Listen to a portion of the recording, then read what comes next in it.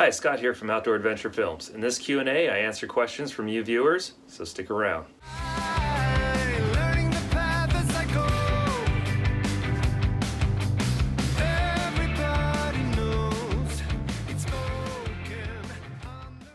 Okay, this question is from Squirrel. Thank you for writing in. He said he saw my gear video and he says, excuse my language here, how the hell did you fit 12 days into your BV500? And for those of you who don't know, BV500 is the Bear Vault 500, the bear canister I used.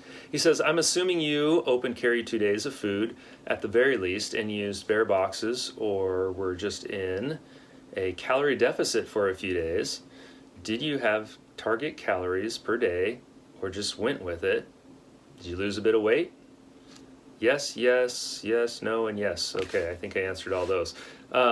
Okay, so how did I fit 12 days in? So as you assumed, right, I did carry at least 1 day, 1.5 days of food outside my bear canister. So Rock Creek, my first stop, had a bear canister where I could keep the next day's food in there and toiletries. And then I think that's the only time I had to keep a little bit of food in a bear box at the camp. So I carried the food for day number 1 outside the bear canister because there's no point in putting it in there. And then I think a little bit of the food for day 2. So, but yes, I did pack smaller portions to try to fit it all in the bear canister, because it was a challenge even fitting about 10.5 days of food in there along with toiletries.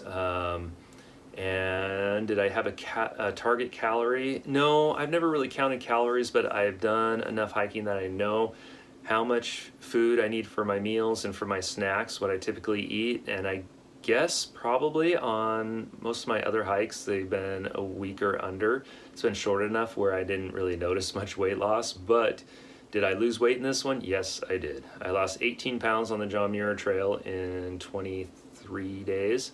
And I wasn't trying to lose weight. I didn't need to lose weight. But at the same time, I never felt weak or anything like that, or overly hungry. I just, I actually felt really strong the whole trip. So, you just have to try it out there, go on shorter hikes and see what's comfortable for you. If I had more space, yes, I probably would have brought a little more food, but not a lot. It wasn't a huge change in what I'm used to eating out there. Maybe just a couple of days I was a little light, but it worked out.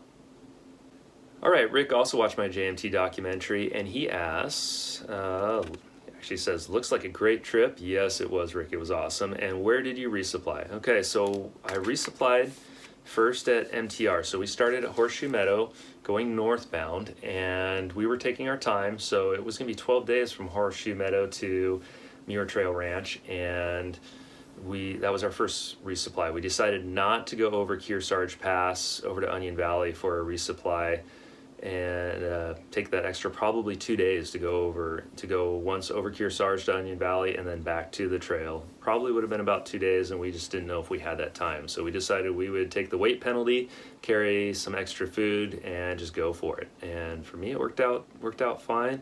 What else here? Okay, the next stop was the only other resupply I did was at Reds. So I did stop at VVR, but I didn't send a resupply there.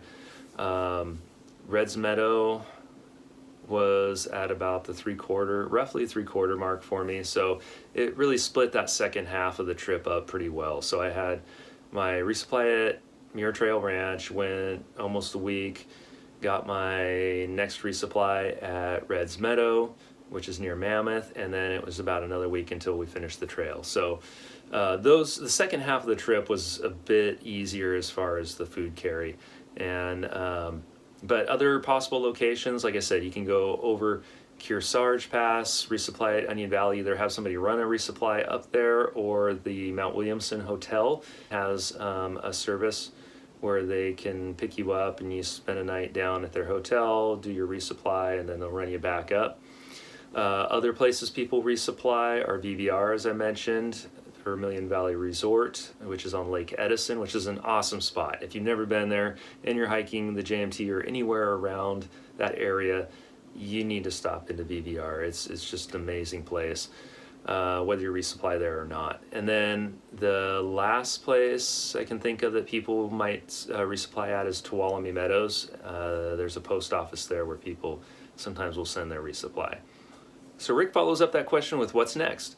So what's next for me? Well, the family and I are taking a trip into the Sequoia in just a little over a month. We're going to do a 5-day loop trail. It's the Mineral King Loop, and I've been looking forward to this loop trail for a long time. It's supposed to have great views. It's supposed to be a challenging hike. Originally I was going to do this one by myself, but when I was looking for trails for a family hike, a lot of the big popular ones like Ray Lakes and Thousand Island Lakes, those loops were snapped, those permits were snapped up so quick I couldn't get to them. I was looking for a loop trail just because logistically it's a lot easier than a through hike, parking cars at the beginning and end, or getting somebody to drive you to the beginning or end. So a loop trail was what I was looking for, and the Mineral King Loop is what I've been wanting to do. And also the advantage to that is I get to take my family to revisit parts of the High Sierra Trail.